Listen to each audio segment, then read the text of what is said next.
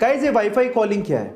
नहीं, मैं WhatsApp call की बात नहीं कर रहा हूं, बल्कि मैं रेगुलर सिम कॉल की बात कर रहा हूं, जिसको भी आजकल आप वाईफाई से कर सकते हो। अब क्या है इसके फायदे, मैं आपको बताता हूं। सबसे पहले तो वाईफाई कॉलिंग को हम लोग वॉइस ओवर वाईफाई कॉलिंग भी कहते हैं, जिसके लिए आपको एक बहुत अच्छा सा ब्रॉडबैंड कनेक्शन चाहिए, एक इंटरनेट कनेक्शन चाहिए। इंडिया में इसे जियो ने और एयरटेल ने लॉन्च किया है। अब इसके फायदे क्या हैं, जरा ध्यान से सुनिएगा।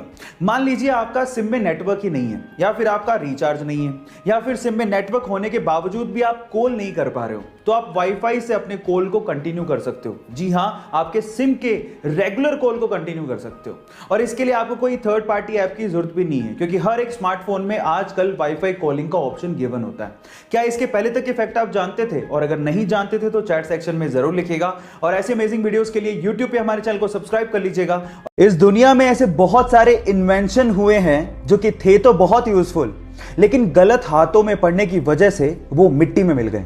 उन्हीं में से एक डिवाइस था कार ग्लास ब्रेकिंग डिवाइस। एक छोटा सा डिवाइस जो कि टंगस्टन कार्बाइड का बना हुआ था, जिसे ऑन करने के बाद आप जैसी कार के विंडो पर लगाते थे, उसमें से इतने वाइब्रेशन पैदा होते थे कि कांच चुटकियों में टूट जाता था।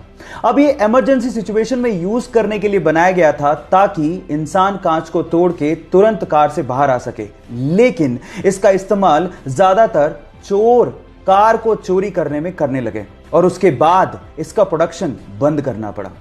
क्या मेरी तरह आपको भी ये लगता है कि ये डिवाइस अगर होता तो बहुत काम आ सकता था? चैट सेक्शन में लिखना मत भूलिएगा। गाइस, गूगल और यूट्यूब का एक बहुत ही इंटरेस्टिंग फैक्ट अभी मैं आपको बताता हूं। क्या आपको पता है कि सन 2006 में गूगल ने यूट्यूब को 1.65 बिलियन डॉलर्स में खरीदा था? और मजे की बात यह है कि गूगल ने उस टाइम यूट्यूब का सीईओ सुजैन वोजित्स्की नामक महिला को बनाया, और ये वही महिला थी जिसने 1998 में लैरी पेज और उसके दोस्त को गूगल कंपनी को स्टार्ट करने के लिए अपना गैराज रेंट पे दिया था, और बाद में एज एन एम्प्लॉय उसने गूगल कंपनी को ज्वाइन कर लिया, और आज वो यूट्यूब की सीईओ हैं। क्या ये इंटरेस्टिंग फैक्ट इसके पहले तक आपको पता था? और अगर नहीं पता था तो यूट्यूब पे ऐसे इंटरेस्टिंग फैक्ट के लिए हमें सब्सक्राइब कर लीजिए।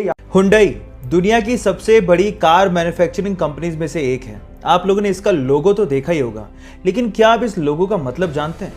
शुरू में तो ये सिर्फ एक लेटर एच की तरह दिखता है, जो कि शायद आपके हिसाब से हुंडई को रिप्रेजेंट करता होगा, लेकिन इसका एक हिडन मतलब भी है। उसमें दो लोग एक दूसरे का हाथ यूं पकड़ के खड़े हैं, जिसमें से एक है कस्टमर और दूसरा है हुंडई का रिप्रेजेंटेटिव। और वहां पर यह बताने की कोशिश की जा रही है कि कस्टमर और हुंडई के बीच में ट्रस्ट और सेटिस्फैक्शन का एक रिलेशनशिप है।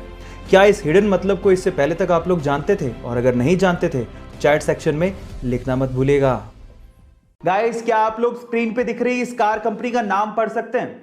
आप में से अधिकतर लोग इसे BMW ही पढ़ेंगे। इनफैक्ट एक सर्वे के अनुसार 95% तक लोग इसे BMW ही पढ़ते हैं, लेकिन एक्चुअली इसे BMW नहीं पढ़ा जाता। इसका सही उच्चारण है BMW।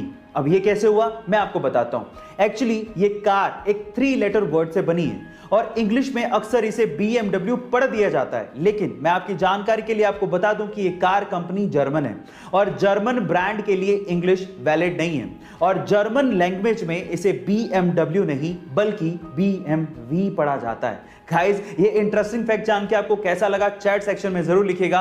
और ऐसे अमेजिंग वीडियोस के लिए यूट्यूब पे हमारे चैनल को सब्सक्राइब कर लीजिएगा।